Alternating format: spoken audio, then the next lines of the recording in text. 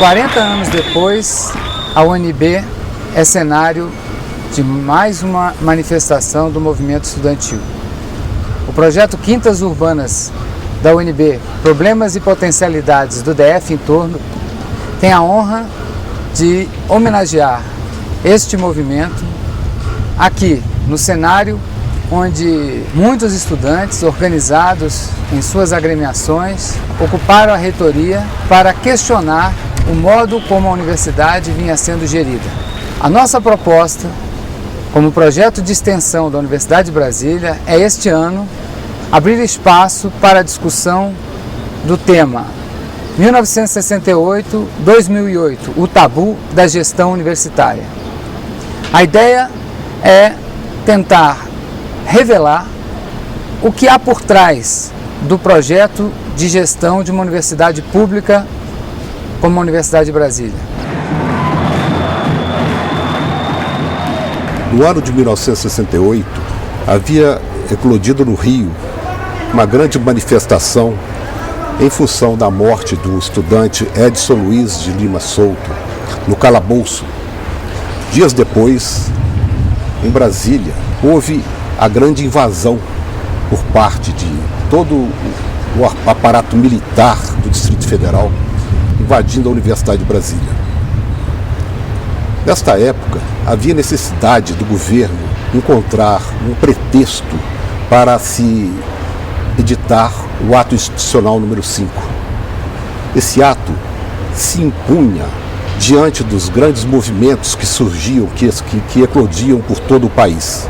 Os estudantes foram surpreendidos pela manhã quando a polícia, de uma maneira bárbara, prendeu o líder estudantil Onestino Monteiro Guimarães e o arrastou pela universidade e o levou para o exército, onde foi barbaramente torturado. À época, era reitor Caio Benjamin Dias, mas quem mandava era José Carlos Azevedo, capitão de mar e guerra, imposto pela ditadura.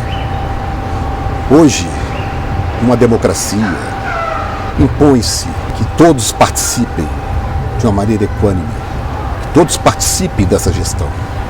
Os estudantes, os funcionários e os professores.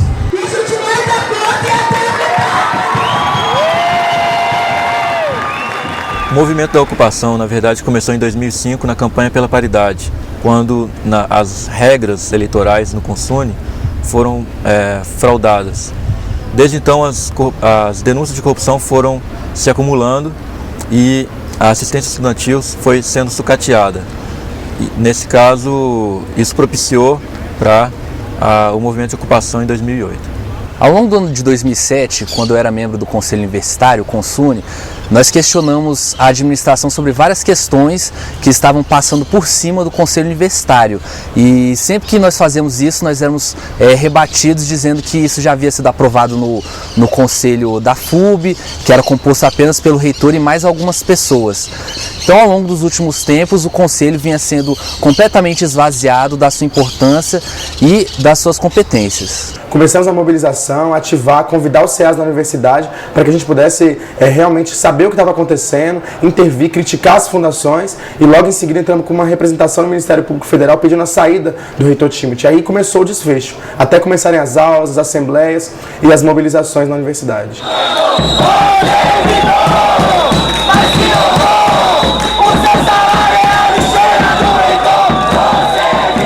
A partir do momento que nós ocupamos a reitoria, no dia 3 de abril, nós já conseguimos uma mobilização, uma assembleia na sexta-feira, enfim, durante o final de semana esvaziou um pouco a ocupação que estava em cima da reitoria, não estavam deixando as pessoas subirem, e a partir do dia 7 de abril, quando houve a reocupação da reitoria, acho que aí a gente conseguiu massificar muito mais o movimento de ocupação. É impossível se dissociar a questão moral do modelo de gestão instituído, e o cerne político do nosso movimento foi a questão da democratização dos espaços decisórios da universidade, e houve um grande movimento tentando reduzir reduzir a nossa pauta política simplesmente à questão ética, enfim, que foi corroborado pela grande mídia e por outros setores da universidade. Mas a nossa principal preocupação foi trazer o controle social da universidade por parte de todos os segmentos que a compõem.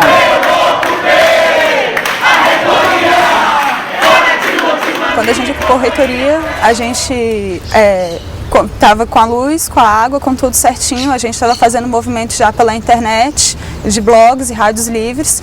E a reitoria, quando ficou sabendo disso, cortou nossa luz e nossa água para ver se sem luz e sem água a gente saía da reitoria, mas isso foi muito pouco. A pedido da Polícia Federal, nós cortamos novamente a água e a luz como um processo de parte da tática da polícia. E foi até um tiro pela culatra para a gestão da reitoria, porque com isso a gente acabou ganhando mais apoio e eles mostraram quanto eles são antidemocráticos na discussão do plano da universidade mesmo. O Abraço à Reitoria foi um episódio, assim, seria como se não fosse trágico, né? Porque todos os servidores a maioria dos servidores já estavam apoiando o movimento de ocupação da reitoria, e aí muitos deles, inclusive terceirizados, foram coagidos, né, sob a pressão de perder o emprego, a fazer o abraço à reitoria, vestido de branco, enfim. Todos foram abraçar ali a reitoria, exigindo, falando que queriam trabalhar e tudo, mas era uma pressão ali de setores ligados à reitoria para que a gente desocupasse o prédio, né? E a ampla maioria dos servidores da Universidade de Brasília estava apoiando o movimento de ocupação. Deixando bem clara a nossa posição política de solidariedade aos estudantes quando ocorreu aquela passeata e aquele abraço à defesa da administração Timóteo, né? Aquele abraço se opondo à ocupação da reitoria. Então nós estivemos lá ao lado dos estudantes contra a defesa de uma administração extremamente comprometida, como já havia denunciado o Ministério Público. Desse jeito!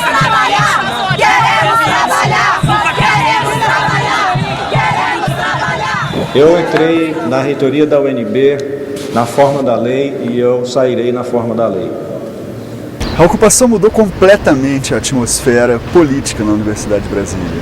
A diferença entre fevereiro, quando pouco depois das denúncias teve uma Assembleia dos Professores em que a esmagadora maioria votou a favor da permanência do reitor, e a Assembleia de 10 de abril, quando foi lida a renúncia do reitor, quando a sua assessora percebeu que havia uma maioria na Assembleia dos Docentes a favor da renúncia do reitor, foi muito grande. Comunicado à comunidade acadêmica da Universidade de Brasília. Na data de hoje, venho a público comunicar que decidi me afastar pelo período.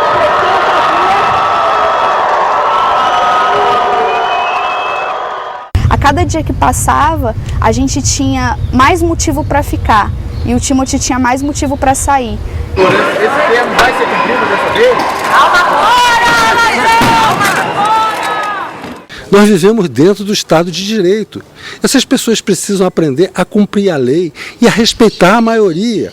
Eu gostaria de chamar a atenção das pessoas que, contando tudo, deve ter 200 alunos na reitoria da UNB.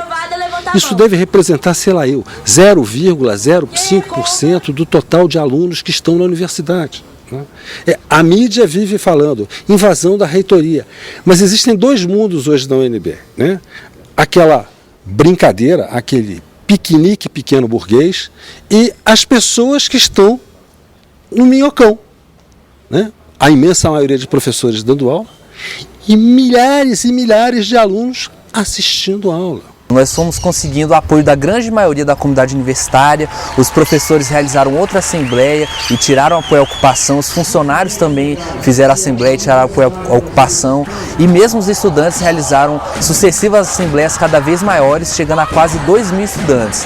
Então chegou-se a um ponto em que o conjunto da universidade mostrava que não dava mais para continuar com aquela administração e que a ocupação era legítima e que nós estávamos corretos nas nossas atitudes. A gente conseguiu mostrar ali um movimento estudantil que não era só a pauta ética, a questão do apartamento e tal, mas também era uma questão de fundações, questão da democracia, da gestão da universidade, que os estudantes, os servidores queriam participar, e aí foi quando a gente foi com tudo para cima da reitoria e acabou ocasionando a queda de toda a antiga gestão.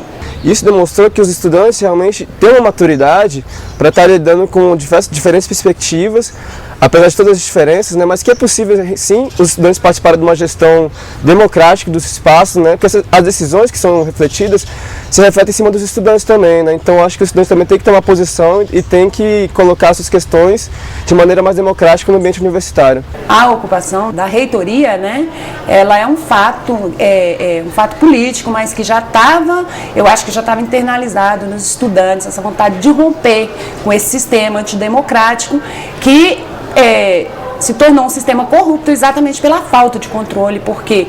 Porque não há participação dos estudantes, não há participação dos servidores, as pessoas não têm informação do que está acontecendo na universidade porque tem um grupo fechado. A mobilização não foi só a ocupação da reitoria, mas sim um processo contínuo de ações, radicais ou não, na construção de uma outra universidade e, por que não, de outra sociedade. Com a ocupação da reitoria, né, para além da gente ter conseguido tirar um reitor, a gente chegou no seguinte questionamento: é preciso mudar o modelo de gestão da universidade. Favoráveis à segunda proposta de que a gente não saia da reitoria.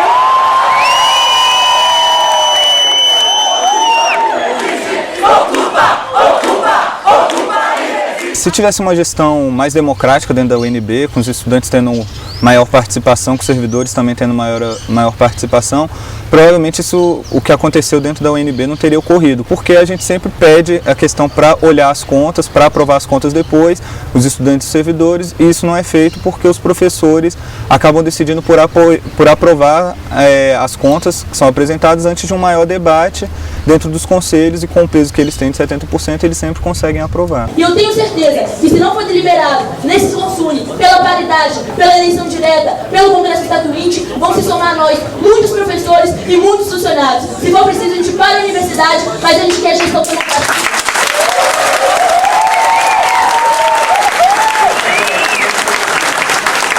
Nós respeitamos os títulos que têm os professores mestres, especialistas, doutores e pós-doutores da Universidade de Brasília, mas nós queremos dizer que nós também temos a capacidade intelectual de formular o que queremos na universidade. Nós estamos no centro de excelência da produção do conhecimento e do saber. E aqui muito se fala equidade, isonomia, igualdade, exemplo do que é um modelo social, e, no entanto, nós estamos aqui, nós nos confrontando internamente por uma questão de uma disparidade. Será que hoje nós teríamos espaço em sociedade para dizer alguns cidadãos vão ter 70% de poder de escolha para os seus deputados, seus senadores, seus governadores, seus presidentes da República, outros terão 15% e outros terão 15%. Será que a gente encontra espaço hoje no nosso modelo social, depois de uma reestruturação do processo de democratização da nossa sociedade? Será que nós encontraríamos espaço para chegar hoje e colocar que alguns cidadãos teriam 70%, outros 15%, outros 15%? E a gente acredita que as eleições para reitor, elas não vão mudar a estrutura de poder da universidade, a estrutura continua a mesma. É necessário que os estudantes estejam na gestão e na administração da universidade, porque só de eleições de 4 em 4 anos não muda, de fato, a universidade.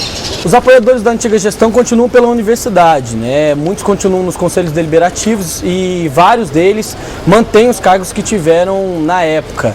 É óbvio que eles não estão comprometidos com uma solução democrática para a universidade. Inclusive, muitos votaram contra a paridade. Só quando os estudantes, que são o setor mais progressista, conseguirem entrar nesses espaços deliberativos, é que a gente vai conseguir modificar a estrutura da universidade e avançar. O momento em que o movimento estudantil consegue realmente se impor é quando ele resiste no Consune, que teve no Multiuso 2, que o Mamia diz, eu não renuncio, e 2 dias depois ele renuncia, né? E um momento em que o movimento estudantil leva assim um baque é no momento em que não sai a paridade real, aquela que a gente realmente teve a promessa da desocupação, foi promessa na desocupação de que a gente teria essa paridade, que os 3 segmentos lutariam por essa paridade, e no Consune os professores não votam pela paridade real. Acho que ali é um baque para o movimento estudantil, mas assim, abala, mas não acaba com o movimento estudantil, né? Eu acho que isso dá força para o movimento estudantil ter agora, durante as eleições, lutado para continuar lutando, porque é isso que o movimento estudantil vai fazer.